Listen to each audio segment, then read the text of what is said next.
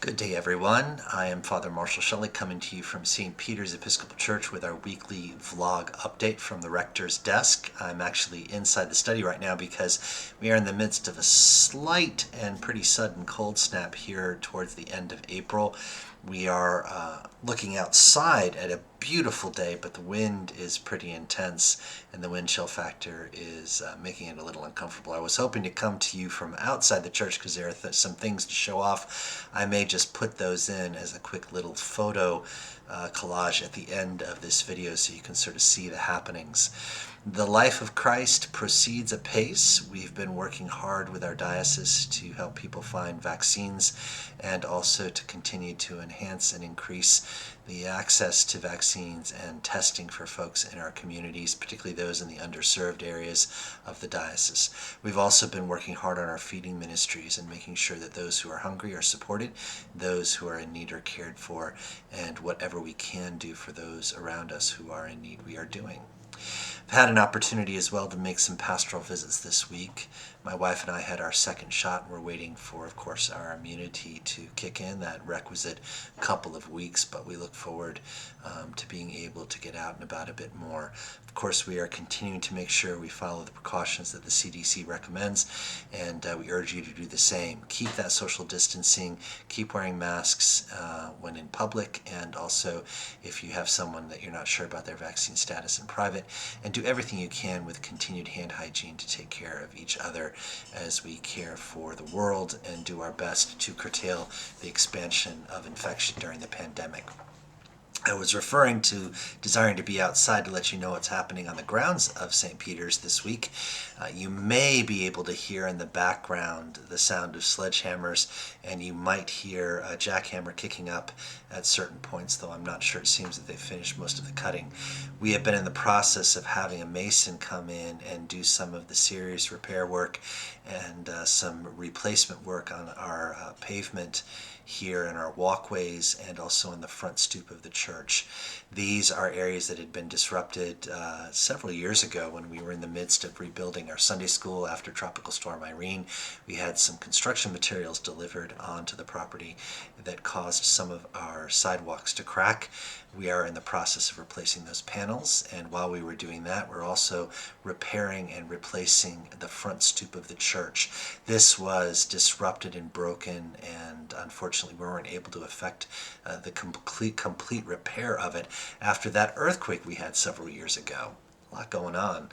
On top of that, we are also replacing and expanding the width and also improving the pitch on the sidewalk from the parish hall back behind the rectory offices to the garage, and we're putting in curb cuts as well for ease of access for those who are differently abled, and also to enable our volunteers as well to have an easier frame of movement as we move the carts from the thrift shop or from the soup kitchen back and forth across the property. So that's all going to be happening this week. That does involve closing the thrift shop for the next couple of days. It'll be closed this coming Saturday, Tuesday, and Thursday. We'll reopen next Saturday, and also we are looking forward this coming Saturday to welcoming folks back to our women's breakfast. So some things are in abeyance and suspended, some things we're looking forward to with great anticipation, but in all things we celebrate the life of Christ.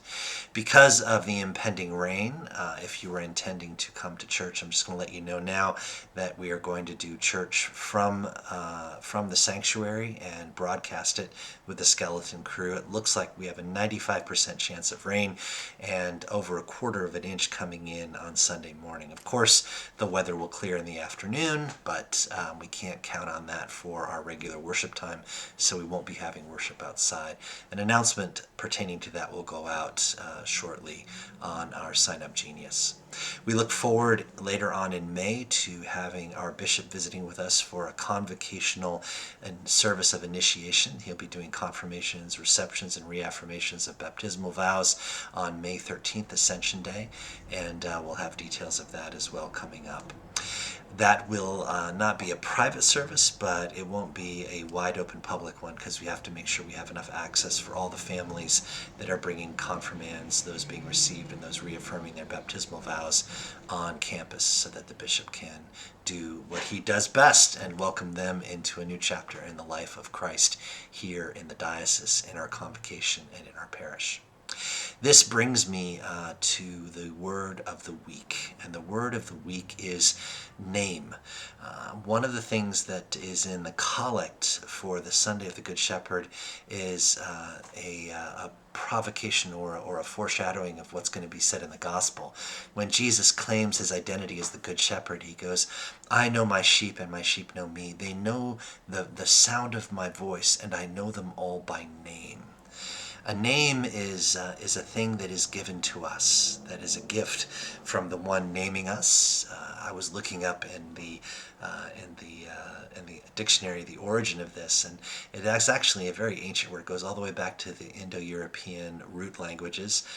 You can find it in Sanskrit, you can find it in ancient Greek, you can find it in Old English and in Germanic languages, meaning the same thing. The name, the way a person or a thing is recognized. And we are given that name by, in the case of our own personal names, by our families when we're born, or when we're, as Christians, named or christened. When you are Jewish, we're dedicated. The idea that you are given this name and it is yours, and we will know you by that name. I personally have a name that is a combination of my two grandfathers' names. My maternal grandfather was Marshall, my paternal grandfather was Keith, Marshall Keith, and then of course my family name, which defines the people that I am from. Shelley comes from that. And there are stories that go back with each of those names to the people that I received them from. The reference that I received, the heritage of those names in reference to the stories they offer, and of course the deeper roots of where my family comes from and how we find ourselves here in this part of the world.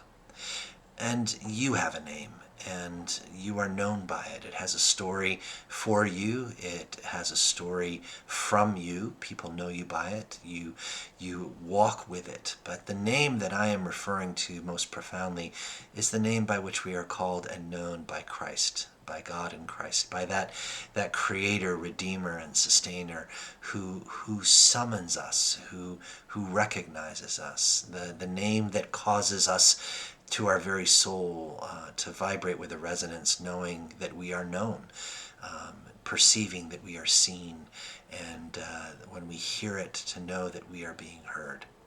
We need that in these days. Too often the world falls short. People in authority fall short. People in our lives fall short of seeing us, knowing us, being able to speak to us, being able to listen to what we have to offer. So I urge you to reflect not only upon the name that you have been given, but the names that we have in this life together. For those who follow Christ, we are Christians. For those who are walking with two legs, bipedally and upright with opposable thumbs, we are human. For those who are walking together in a particular place, we are in community. Be aware of the names you bear. Be aware of the names by which you are called, and recognize when you hear the divine echoing in those names, summoning you, that you also have the opportunity to use the names you have been given for others, to treasure and honor them with respect and care.